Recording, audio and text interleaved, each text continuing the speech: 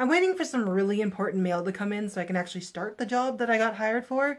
So right now, I just feel like I sit up here in my room stalking our mail carrier.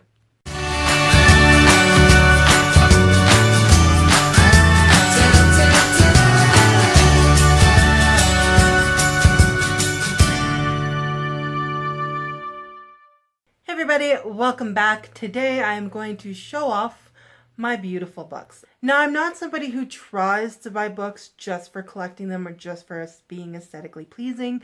I do make a noble attempt in reading the books that I buy, even though they're special editions or they're really aesthetically beautiful books. I do make an attempt to read them, but a lot of times they just sit on my shelf and look pretty. And there are some books that I'm just really proud of and I think they're really beautiful. And so I decided to show them off to you guys today. So one of the first sets I got that were just really pretty and I bought because they were just really aesthetically beautiful. They were hardcover. They had really beautiful designs on them. Were these Puffin Children's Classics hardcovers that are all in really bright colors and have really beautiful patterns on them. There is a lot more to the collection than I can even find on Amazon that I'm aware of, because I think there's even Matilda is available, but I can never find it. Jungle Book is also available, but I've never seen it except for in a book haul. And there's a couple of other ones that I don't have yet that I would like to have. I've made an attempt. I've read Robin Hood. I've read Peter Pan of this collection, so I have read some of these.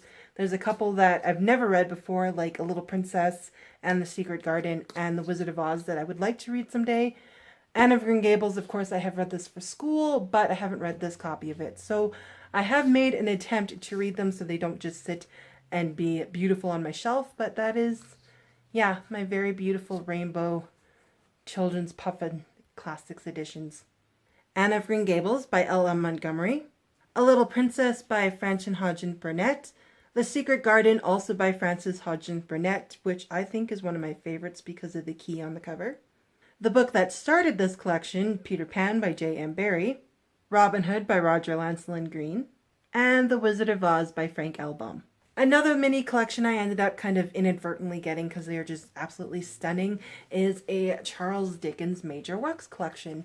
These are all cloth bound and it's actually amazing the price I got them for. I think they're like $10 to $15 each, which was incredible. The Christmas Carol is the only one that doesn't actually match, but it is cloth bound. And that one was only $5 on a sale at Chapters, which was also incredible. So the first of which is Oliver Twist, which is blue and gold and has gold gilding on the top and a ribbon bookmark as well. The next one is Great Expectations, which is red and gold and has the gold gild on the top and the ribbon bookmark as well.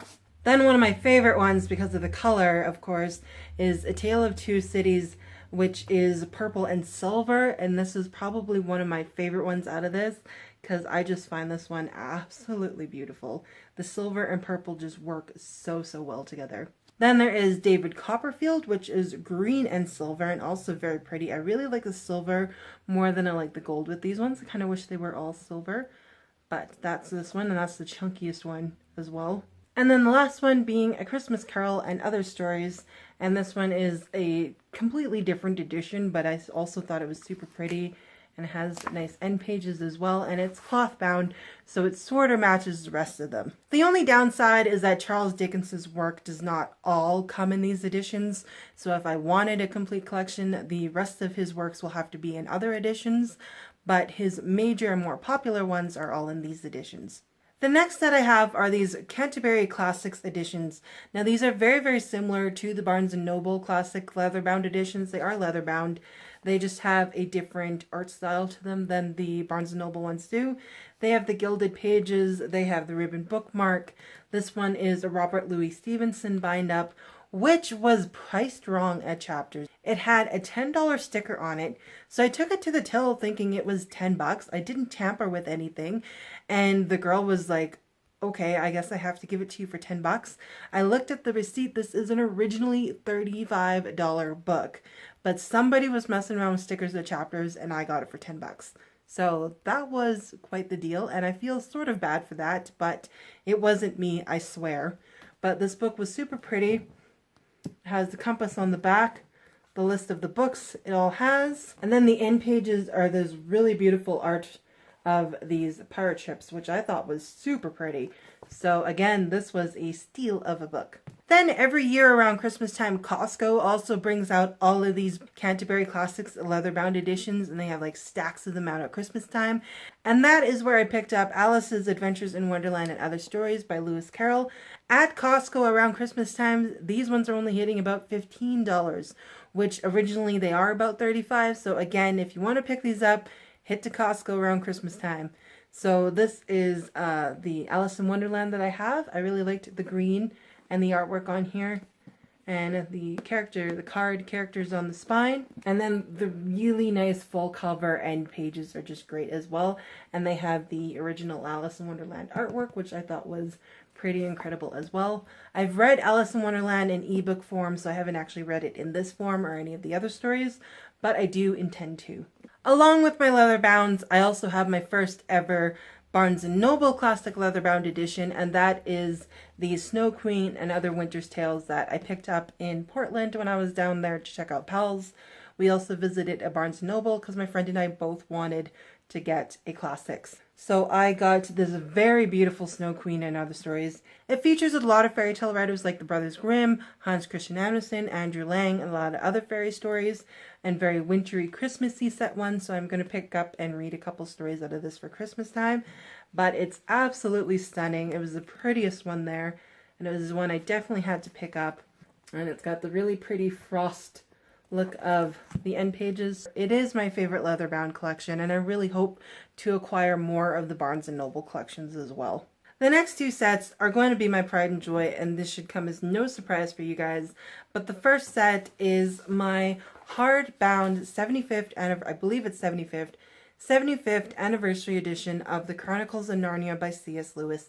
They came in this, it almost feels like a cloth-bound box with gold design on it. It's absolutely beautiful. I love the box. I normally don't keep boxes for box sets, but this one I had to. It has a list of all of them at the end. And these are original print editions of the first editions. So these are almost like photocopied editions of first editions. They have the original artwork, they have the original print, original page numbers, everything. They have the original print date inside of all of them. So they all have the original copyright date.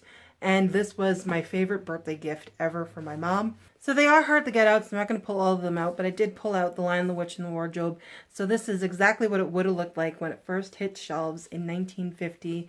It has all the original artwork in it. It has this beautiful full-colored illustration at the beginning. They're even kind of pretty when they're without their dust jackets, even though they're super plain. So this was a birthday present from my mom, which I absolutely loved, and I was eyeing this for a very, very long time. So I have read all of these in these editions. This was my first read through of the Chronicles of Narnia in their entirety, and it was fantastic. I loved it. And the next set should be of no surprise, but that is my Lord of the Rings set. So originally I had a mass market paperback trilogy set that I got from my dad. So I ended up getting rid of that mass market paperback trilogy and replacing them with these cloth bound editions of the trilogy. So these are, I don't know if they're an anniversary set or what kind of edition set they are, but they're absolutely stunning. I love when you put them together. You have the Tree of Gondor on the spine. That's my favorite part of these, and I love the colors of them. And then you have the 1-star, 2-star, 3-star for the trilogy. The only downside to these is if you're reading and you're tracking your reading on Goodreads, the page number kind of leaves off from the last book. So of course the Return of the King doesn't start on page 1, it starts on page 747, and I think originally that's how they were printed as well. Correct me if I'm wrong, Tolkien fans. So it's not a huge thing, it's just it pet peeves me when I'm tracking my reading on Goodreads. So we have the Fellowship of the Ring, the Two Towers, and my favorite cover, The Return of the King. So in these very editions, I have read The Fellowship of the Ring and The Two Towers. I have yet to finish The Return of the King, but I am planning on finishing The Return of the King before the end of this year. Please hold me to that. And of course, to match my Lord of the Rings set, I bought this edition of The Hobbit. I saw this edition first before I saw those editions, but we already had a very large illustrated edition of The Hobbit, so I didn't think I needed to buy another one. But when I got the rest of those together, I wanted to pick them up so they would match. and now they do, and it's super pretty, and I really like the gray, the brown, and the orange on this.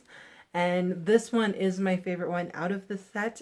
Loved reading it, and I've read it in this edition as well. So those are my collector books, my specialty books, and my beautiful books. I hope you guys enjoyed this video.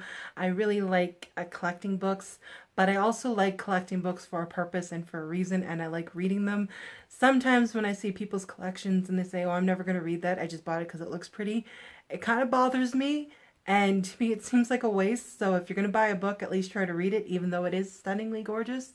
But that's just my opinion. So if you guys have any of these editions or have a collection of this similar, please leave the link down below. I'd love to see it. I'd love to check out your guys' videos. As always, guys, thank you so much for watching. I'll see you next time. Bye.